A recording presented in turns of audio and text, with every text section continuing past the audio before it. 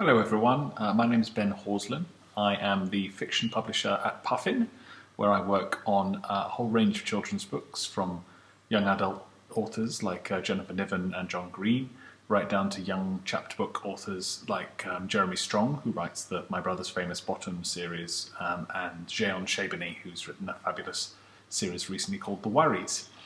I am here to talk to you about editing today.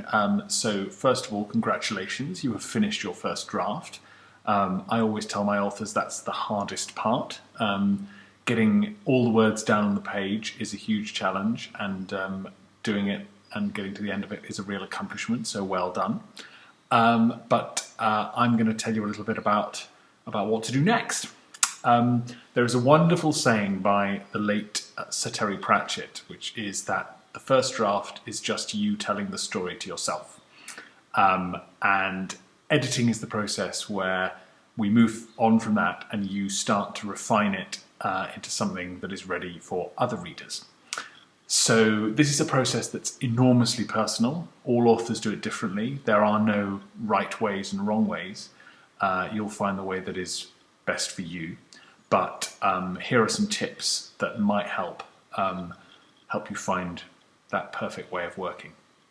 So the first thing is, number one, take a break before you start. When you've finished that first draft, put it in a box, put it in a cupboard, take a little break from it, because your head is still full of all the words that you've been writing down, all the ideas that you had, all the bits that you think might be right, might not be quite right, and you need a break before you can look at them with a clear head and an honest eye. Everyone's time is different for this. You might need a couple of days, some people might need a couple of weeks, but just put it away and forget about it, and when you come back to it, you'll be able to look at it with fresh eyes, and it'll be better for that. Number two is read it aloud. When you do pick it out of its box or its drawer. This is really important for young chapter books. Getting a sense of the rhythm and the vocabulary, and making sure that it all just sort of feels right as you speak it. Obviously, a lot of children will be reading this book with their parents or having it read to them, and so getting a sense of that rhythm and voice is really important, and reading it aloud can be a great way to do that. Then I think something that is always good to do, number three, is check the basics. Does your story have a clear beginning, middle and end? This is sometimes called a three-act structure. You might hear that term bandied about, but what it basically means is, does it have a beginning, a middle and an end? Is the pacing right? Is there something exciting happening about a third of the way through? Is there something else exciting happening about 2/3 of the way through? You don't need to be too precise about those, but these sort of things that give the sense of momentum to a story, and that we're all familiar with. What else on check the basics? Is it clear who your main character is, and what they want, and what obstacles they face in getting it? These are the sort of elements of dramatic tension that will make your story move along, and sometimes it cannot be entirely clear who the hero is, who the story's central character is. Sometimes it's really clear, other times it's not, but just make sure it is clear for you. Finally, under the basics, are you showing rather than telling? This is a really key question, and it's something that we talk about a lot as editors. It's a much more rich and satisfying experience for the reader to have a character's thoughts and feelings demonstrated through their actions and their behaviours, rather than just having the author tell us, Samira felt nervous.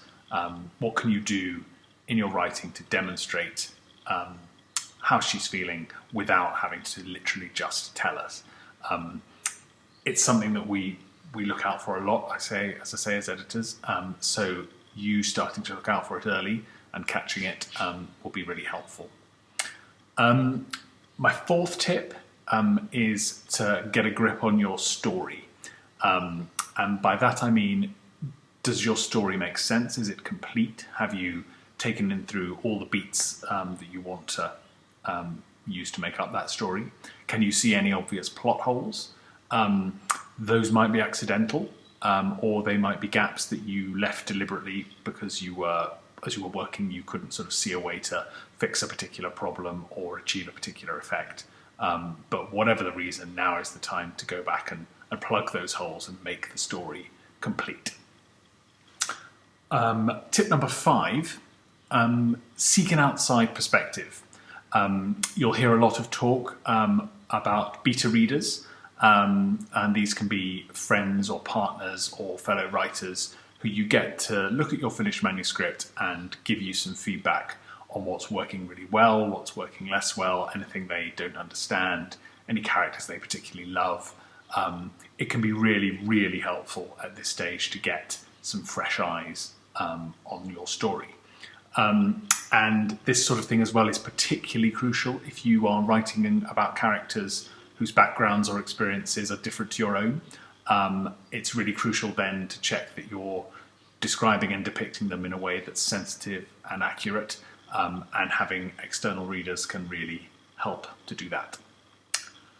So, I mean, finally, I would say the number of times that you need to edit a manuscript will vary from author to author and from book to book.